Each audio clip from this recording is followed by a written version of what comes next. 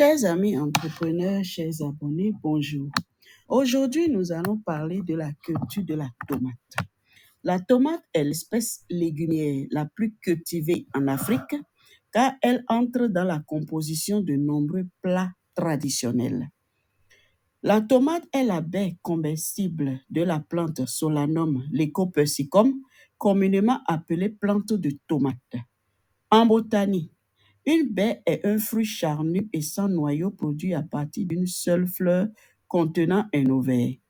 Les baies ainsi définies comprennent les raisins, les groseilles et les tomates, ainsi que les concombres, les aubergines et les bananes. Mais cela exclut certains fruits qui répondent à la définition culinaire des baies, comme les fraises et les framboises. Compte tenu des nombreuses attaques de maladies cryptogamiques dues à des champignons sur le feuillage, la culture de la tomate est très difficile en saison humide et il est recommandé de la cultiver essentiellement en saison sèche.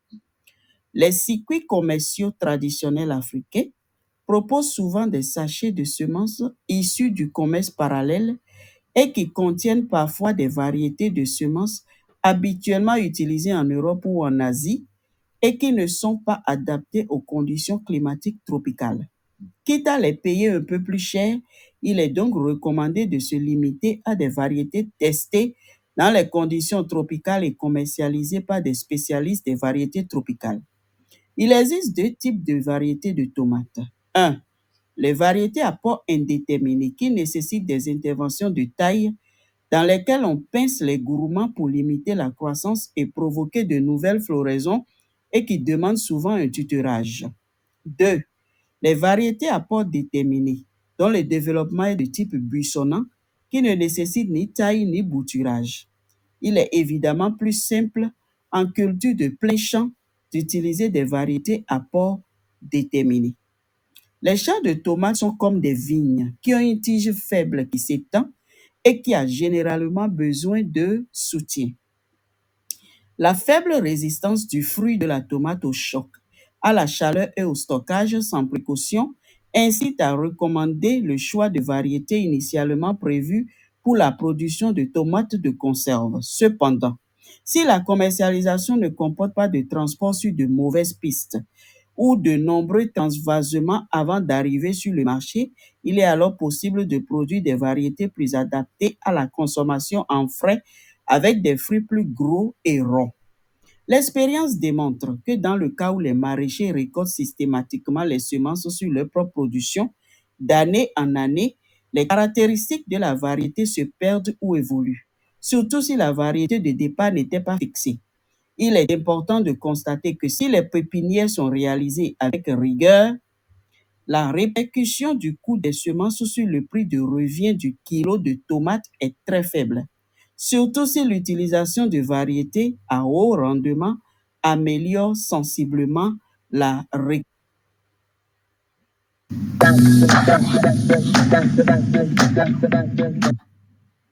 La croissance de la plante est meilleure lorsque les maxima journaliers sont supérieurs de 10 degrés C au minima, sans toutefois dépasser 30 degrés C.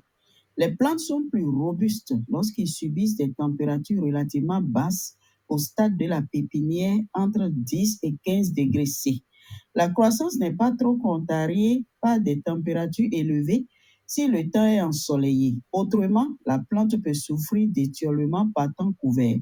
Une rotation sur 3 années permet de réduire de façon intéressante les risques de prolifération des maladies bactériennes et cryptogamiques.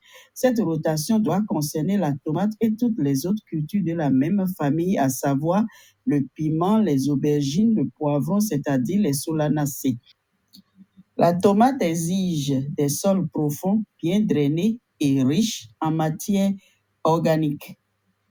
Selon les variétés, un gramme de semence contient plus ou moins 350 graines. On considère donc que la quantité de semences nécessaire pour réaliser un hectare de plantation est d'environ 250 à 300 graines, c'est-à-dire 2,5 à 3 graines pour une parcelle de 100 mètres carrés. Il existe plusieurs techniques de production de plantes. Pour la production de plantes à racines nues, le semis est fait sur des planches de 1 mètre de large, bien préparées et désinfectées par exemple avec du méthane sodium 3 semaines avant semis. On veillera à ne pas dépasser une densité de 200 plantes par mètre carré. Pour la production de plantes en motte, confectionnées avec un presse-motte, en utilisant un mélange de terre franche, sable et compost bien désinfecté, semer 2 à 3 graines par motte et démarrer par la suite au stade feuillage cotylédoné. Cette technique nécessite d'adapter la quantité de graines à utiliser. Dans le cas d'utilisation d'alvéoles ou de pots en carton ou en plastique, des pots de yaourt percés par exemple, utilisez la même technique que pour les mottes. Il est conseillé de protéger les planches, mottes ou potes grâce à une ombrière ou un film polyéthylène fixé sur des arceaux de fer à béton de 8 mm.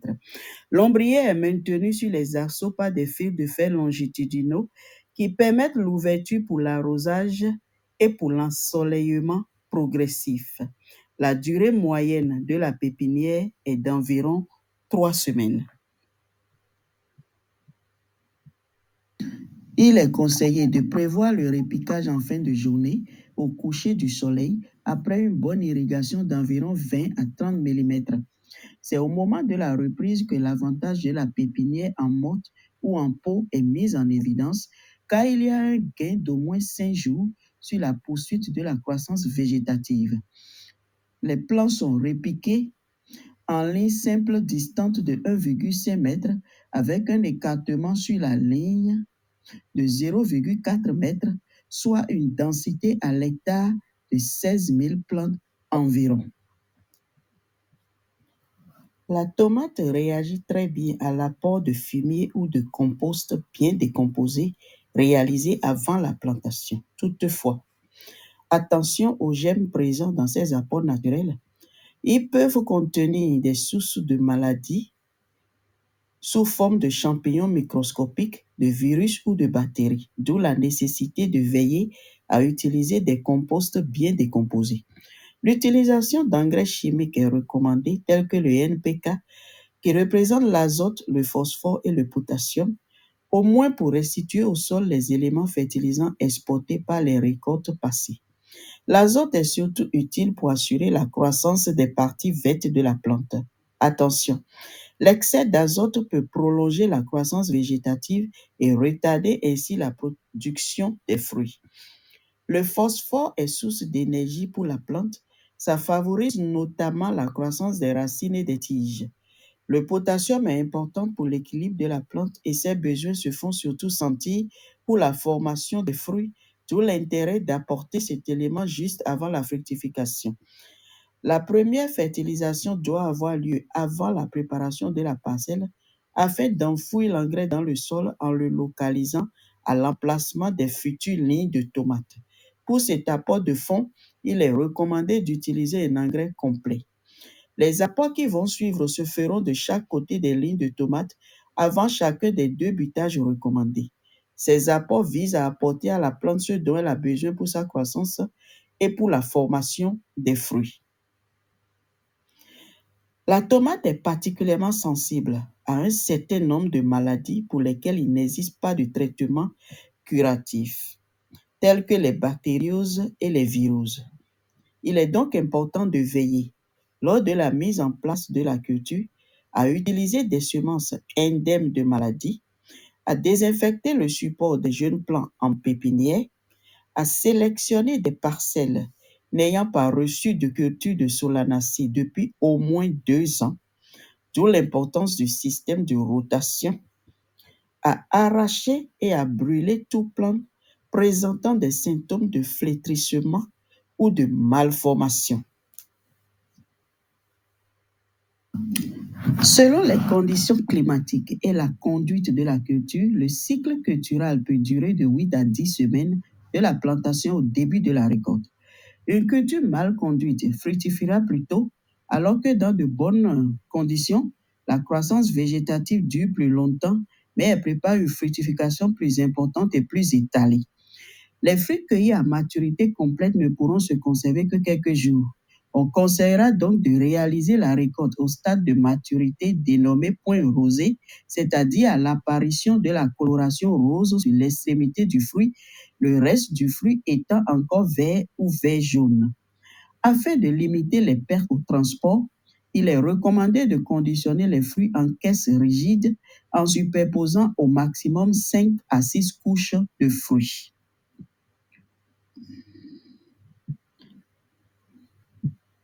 Les principales maladies de la tomate sont le flétrissement bactérien, aucun traitement ni préventif ni curatif.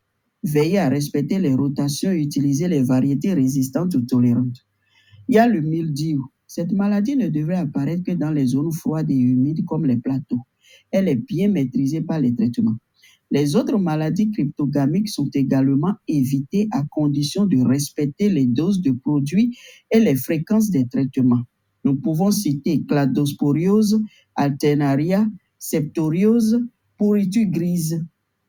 Les maladies non parasitaires sont essentiellement dues à des déséquilibres au niveau nutritionnel, par exemple en apport d'eau ou éléments fertilisants, ou à des facteurs naturels défavorables tels que la profondeur du sol ou le drainage insuffisant. On peut citer par exemple la nécrose apicale, les fentes de croissance et la déformation nécrotique de la tige. Parmi les principaux ravageurs de la tomate, nous pouvons citer la mouche maraîchère ou mineuse, les acariens, les alérodes et les nématodes.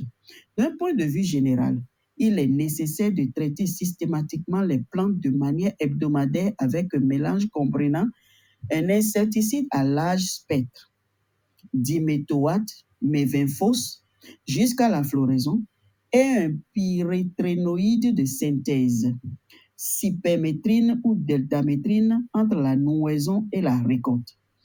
Un fongicide à large spectre peut être utile comme maneb ou mancozeb ou mancozan. Finalement, vous pouvez utiliser un produit appelé mouillant qui permet de fixer les insecticides et les fongicides sur le feuillage.